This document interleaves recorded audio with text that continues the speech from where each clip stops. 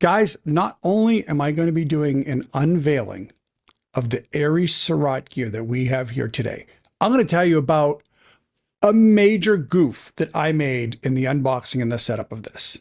Stay tuned, and I'm also going to tell you about my different levels of gear that I like and don't like and why.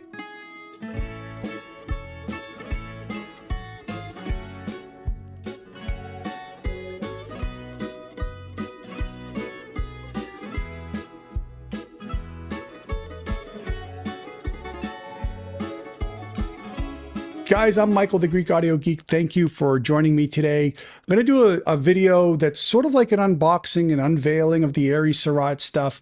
I found that taking pictures of it, it doesn't really do it justice. They were also massive. The 4 boxes, the 4 crates, I mean, they came in at almost 600 pounds.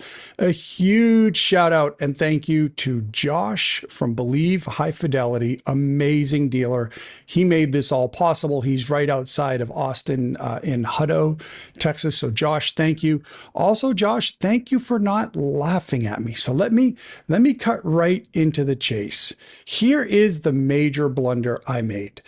Guys, I got that much sleep the night before. I was excited.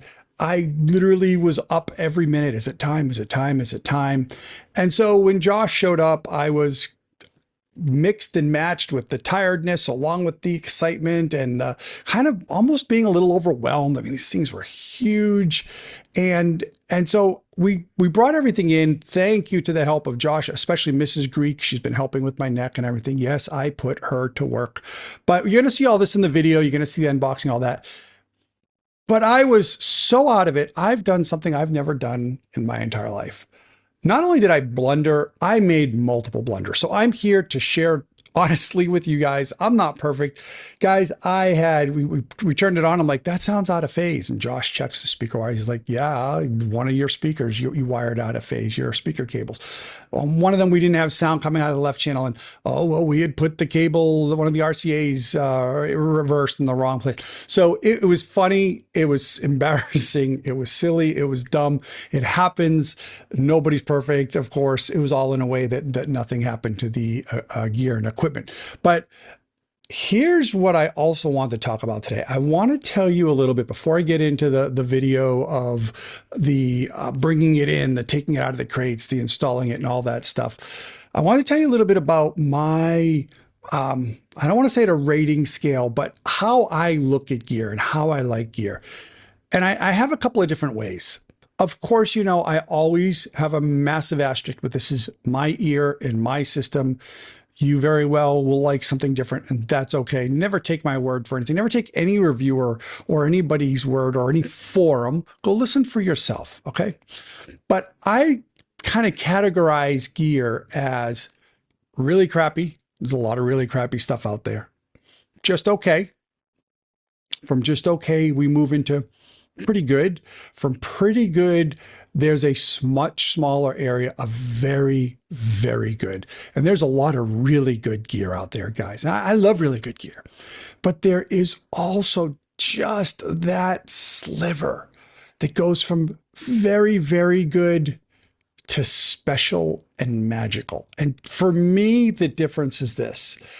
I think there's a lot of very good stuff that could be somebody else's special and magical. But for me, with the way I hear it in my system, in my room, there's probably in my lifetime of 40 plus years of being an audiophile and a tube file, less than 10 or 12 pieces right around there that I've ever heard that categorize in my world as special. They have that magic. It's that untouchable, uncanny. Not only does it sound, yeah, it sounds open and spacious, and it can play with a variety of music for everything from my opera to my old Louis Armstrong to my vocal trance, and it can handle all that well. But it's got an ebb and flow. It's got a magic, a tangibleness, a lifelikeness, a richness of the tonality and texture of the instruments and the voices that just brings you into an area of like, just totally disarming. Just wow. I don't know how many times I just said the word just there, probably at least 7 or 8. But it is It's a level of magicness that the normal very good gear doesn't have. And I'm going to actually name a couple. This is not all inclusive, but a couple of the ones that in my experience up till now has that very special magicness that for me is the cream of the crop. And that would be the Auric Audio 2A3. I haven't done a video on that yet. I have done listening to that. That is, there's just a richness and a magicness in the way it presents the music that is next level. It is the Manley 300B monoblocks. There is, when you hear that Joe Williams song, What Are You Doing New Year's Eve, the way the piano ebb and flows, and it's next level. It is wow. We've also got, of course, Aries Cerat is right up at the top of that list. These are companies that we're talking about that, to me, have gear that when you hear it, you're just going to sit back and say, oh my God, that's just amazing. And of course, the Tobian speakers. I love my Tobian 12FH speakers. Now, guys, this is not all inclusive. I have other stuff here currently that is really special as well. I don't want to get ahead of myself. Again, I'm not only naming everybody. I just wanted to say a couple off the top of my head.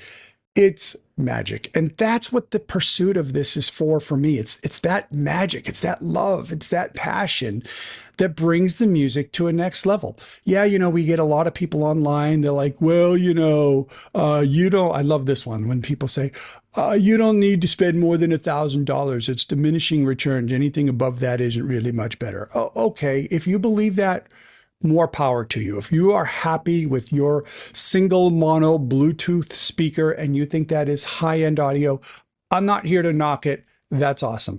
But when you're ready to experience music that just reaches in and touches your soul, that's what we're here talking about. And hopefully you'll get to that point someday. So let me move into the video now. I'm going to show the unboxing. I'm going to show the videos, stuff like that. And, the gear. Here is the gear that I have from Aries Cerat. The first is their Incedo preamp. That is a tube preamp.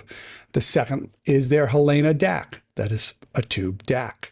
And then the third is their Concerto 25 monoblock single-ended triodes. Each one has one new old stock 814 tube and one 845 tube. And those put out, depending upon how you have your bias set, between 20 and 24 watts. It's amazing, guys. I will say this. My whole world has shifted with the tubes lately, with the horn speakers, because I'm now at a point where I used to think you needed 60, 70, 80, 100 watts. But when you get the right system matched up, I'm now listening to 2A3s that are 3.6 watts, and I'm like, I could live with this. The Auric Audio, I'd be happy living with this.